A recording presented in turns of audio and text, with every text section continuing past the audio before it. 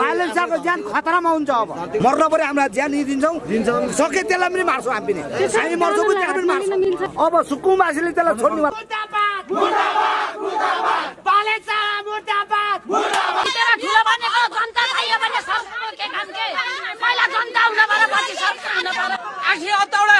यो कालो टोपी लगाएर हुँदैन। यहाँ जनतालाई मान्ने अधिकार दिने सरकार कुन हो? यो हाम्रो देशको नेताहरूले सत्तामा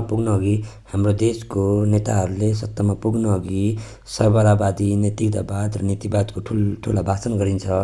सत्तामा पुगेपछि पहिलो सरबराहमाथि शोषण गरिन्छ अनि आफ्नो नैतिकता बेची नीति विरुद्ध कार्य गरिदिन्छ।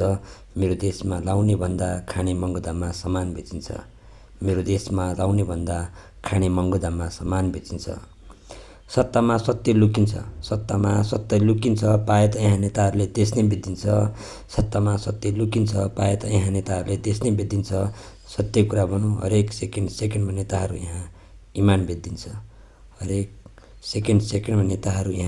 बेचिदिन्छ। सरकार तिमीले पनि त पुरानै दलले झैँ नातावादको पुच्छर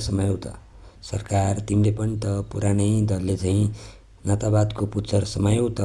कानुन र संविधान त पढ्यौ तर व्यवस्थापन पढेनौ र तिम्रै पार्टीका खै के खनाल भन्ने हुकुमबासीको तीन तल्ले घरमा डोजर चलायौ त। भ्रष्टाचार गरी करोडौँ सम्पत्ति भएको हत्यारा आतंककारी हुकुमबासी पनि यही देशको